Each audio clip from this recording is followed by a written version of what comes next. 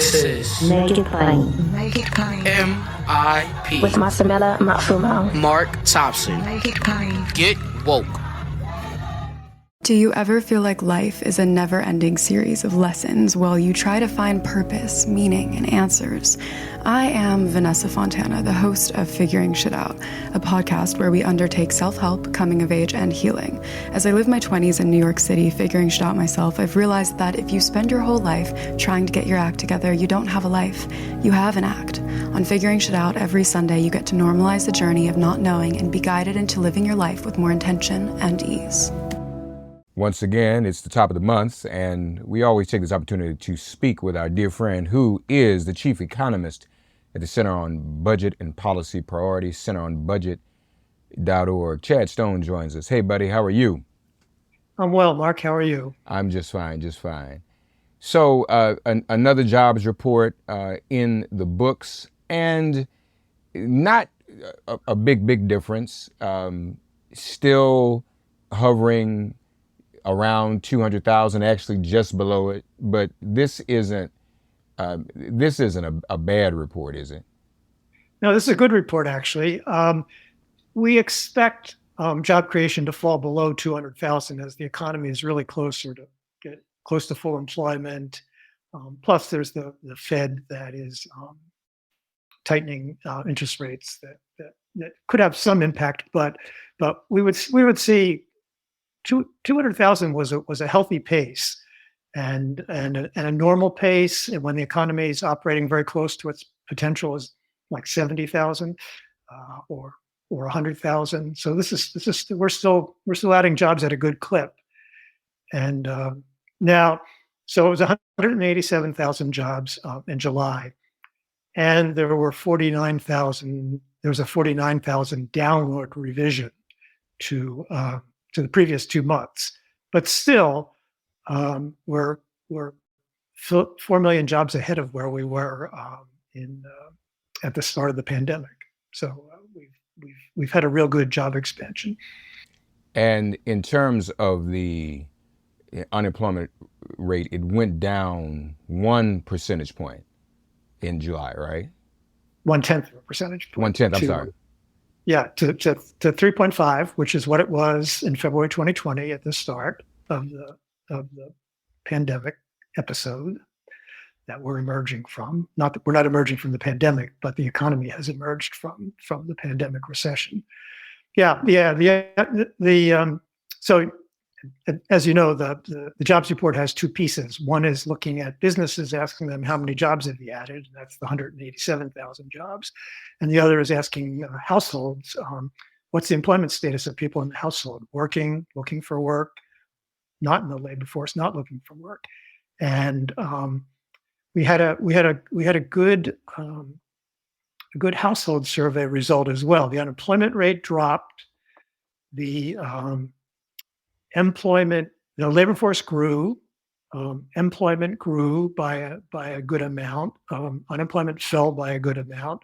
So it was really a nice report on the household side, as well as on the payroll side. The labor force participation rate, where are we on that? That's pretty close to where it was pre-pandemic, is it not? For the 16 years old and over population, which is what the main statistics are, it's still about 0.9 of a point below where it was at the start of the pandemic. But some of that is demography. The fact that the baby boom generation, my generation, is moving into retirement years, and they're an increasing. People who are retired are an increasing portion of the population. And so the participation rate goes down for that reason, not for non-participation by the working age population. So if we look at the people aged 25 to 54, what we call the prime age working group, that is very strong labor force participation, add share of the population with the job. At or better than where we were before the pandemic. 80.9 today, July's report, 80.5 in February 2020. So that is better. Right. I'm sorry, go ahead. No, that's right. And you have to go back many years to find it higher than that, back in the 2000s. But anyway, yeah. Unemployment rates, obviously, for African Americans, Hispanics, Asians, back where they were February 2020. We talked last month about Black unemployment going up 0.2 of a percentage point. It has now gone back down 0.2 of a percentage point. So yes, that's a good thing. Yeah, the Black unemployment rate, as measured by the Bureau of Labor Statistics, is a relatively, statistically, it has a pretty big margin of error, so it bounces around a lot. But so it was 6% in February 2020, and it was above that last month. But it's 5.8% now, which is close to its all-time low. It's still a high rate, though, as we always talk about, compared, because the white rate is 3.1, and so that's kind of that. It's not quite that 2-to-1 ratio, but historically, right, there's been that 2-to-1 ratio. It's always in that range. The Hispanic unemployment rate went up by 0.1 of a percentage point, 4.3% in June, 4.4% in July. So not quite sure what that means. It's at exactly the same rate as it was in February 2020. Right. So right. it's still in the ballpark. Yeah. That was, I mean, February 2020 was at just before the pandemic, was the end of a pretty strong labor market where we had lots of good job growth and good and reduced unemployment. So that's a decent comparison to what a high employment economy would look like. So yeah, so the Hispanic was the same. The Black unemployment rate dropped by 0.2. The white went up 0.1, and the Asian population went down 0.3. Yeah, Asian American population. So we're still in a good situation on the household jobs report. It went up. The unemployment rate went down, and the labor force participation rate went up. So it's all good news, and kind of. The Fed's been tightening rates, and we've been worrying interest rates, and we've been worrying about whether that will produce a recession. But recession fears have kind of faded for the time being, because the economy's been performing better than was expected. So you have written also a piece at, folks, you can see this at centeronbudget.org, on the overall economy, Chad. Economy remains resilient at mid-year. So we can attribute some of this ongoing job success. And just for the record, folks, the economy, as Chad has written, in 2023 has averaged 258,000 jobs per month over the first 7 months.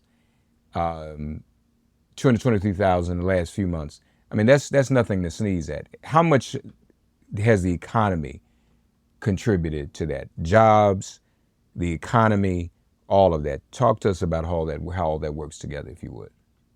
So we've almost every economic indicator, major economic indicator that we care about. I'm going to talk mainly from the paper.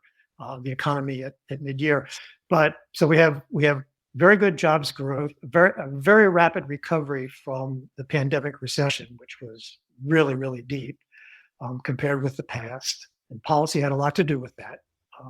A lot of economic stimulus helped to get us there, and the unemployment rate is at a historic low, same as it was at the beginning of the pandemic. The last time it was lower than that was when I was in college back in the late 1960s.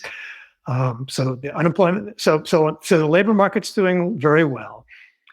The gross domestic product, the production of goods and services, our economic growth measure, we had a stumble in the first half of 2022 where we had 2 years where GDP was a little bit lower than, we declined a little bit rather than going up, but we've recovered from that, and we had actually pretty strong growth in the second quarter of the year, which is the latest data we have.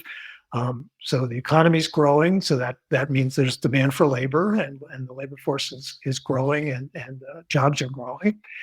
And inflation, which has been the major issue and the thing that the Fed has been fighting hard on, we had quite good inflation news last month. We have another report on the consumer price index. I think it's next Friday. And we'll see what happened in June. I'm sorry, in July. But all the measures that we want to be performing well are performing well, and the Fed's raising interest rates has had some effect in some sectors. Investment in housing, building houses, was hit pretty hard, and because of higher interest rates, and there's car sales issues and things like that. If anything that's interest rate dependent, but in general, good job growth, low unemployment, and inflation coming down, definitely coming down. Looking for a fun way to win up to 25 times your money this basketball season? Test your skills on Prize Picks, the most exciting way to play daily fantasy sports. Just select 2 or more players, pick more or less on their projected stats, and place your entry. You can turn $10 into $250. Right now, Prize Picks will match your first deposit up to $100. Just visit prizepicks.com/fan and use code FAN. That's code FAN at prizepicks.com/fan. Must be present in certain states. Visit prizepicks.com for restrictions and details. Do you ever feel like life is a never-ending series of lessons while you try to find purpose, meaning, and answers? I am Vanessa Fontana, the host of Figuring Shit Out, a podcast where we undertake self-help, coming of age, and healing. As I live my 20s in New York City figuring shit out myself, I've realized that if you spend your whole life trying to get your act together, you don't have a life. You have an act. On Figuring Shit Out, every Sunday, you get to normalize the journey of not knowing and be guided into living your life with more intention and ease.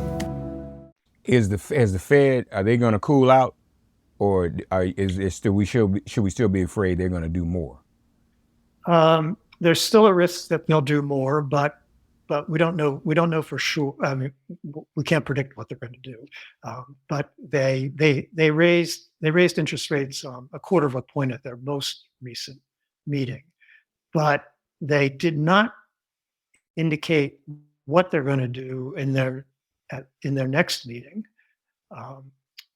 And that's actually a good thing, because it means that they're really going to be looking at the data rather than announcing that they're going to be doing this, that, or the other thing. So it's still a risk, and of course it's a risk, especially to Black unemployment, because in recessions, they're the last hired, first fired.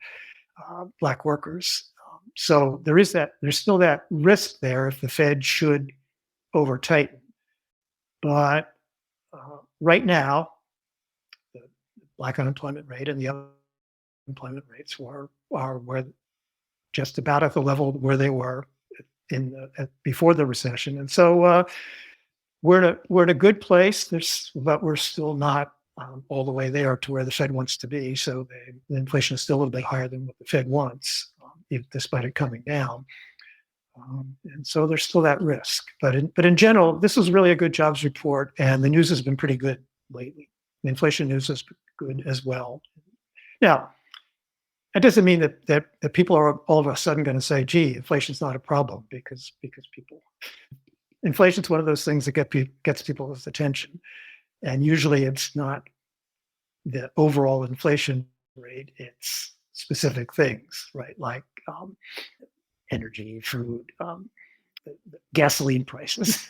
Gasoline prices have gone up and down, but people only remember when they go up. That's right. And people have been making a lot of noise lately. People have been making a lot of noise lately. They were up so high, and then they seemingly have come down and fluctuated. I guess they've kind of tapered off. Is there anything about that we should be concerned about in this month Well, first of all, let me ask you this. Let's do a memory refresh.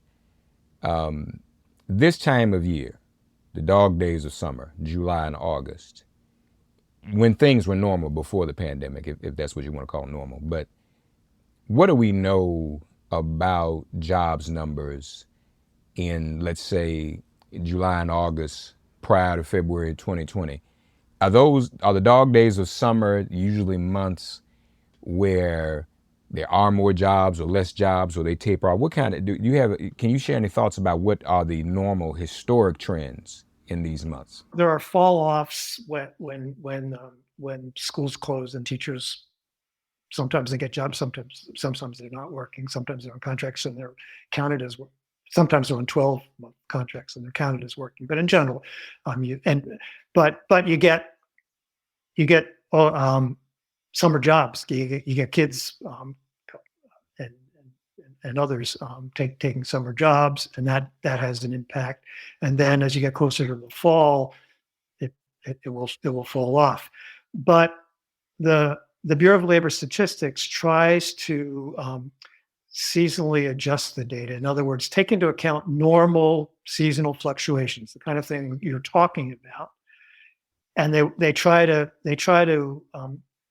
isolate the underlying trend growth of jobs. In other words, if you normally expect jobs to go down by 300,000, because normal seasonal go down by 300,000, the Bureau of Labor Statistics will take that into account in its jobs report and say, given the fact that there's those 300,000 down, we've adjusted for that, and we can see whether the non-seasonal trend is up or down. And that's what we're concerned about, to know whether the economy is strengthening or weakening. If we just get if you were to look at a chart of non-seasonally adjusted data, it would look like a wave function. And so they try to get rid of the peaks and valleys, so you can see whether we're going up. I guess I should go this way: whether going up or going down over time, the trend, because that's what matters for how the economy is performing. Normal seasonal adjustment, we expect. I mean, normal seasonal patterns we expect. But so I'm sorry again. It's for statisticians, but for us economists, we want to look at the seasonally adjusted trends, and those have been good. That's all. That's what I'm always talking about when I'm talking about how many jobs are created. No, it is good, and the fact that we're back at the pre-pandemic levels and in one or two statistics even better, that's a good thing. Folks, centeronbudget.org, you can read Chad's latest piece, in fact, there on the economy. The economy remains resilient at mid-year, and prayerfully it will remain that way. Chad Stone, Chief Economist, Center on Budget and Policy Priorities. Again, centeronbudget.org. Chad, as always, thank you, buddy. Oh, you're welcome. Always good to be with you. Thanks for getting woke and listening to Make It Plain. As always, perform an act of kindness on behalf of an elder or young person. Write a letter to a sister or brother who just so happens to find her or himself incarcerated. Offer libations to the ancestors upon whose sturdy shoulders we all now stand. And above all, give thanks to the God of your understanding by whatever name you call her and him. All God asks of us is that we give each other love. Thanks for giving MIP love. And please remember to subscribe and give us a 5-star rating. If all hearts and minds are clear, it has been made plain.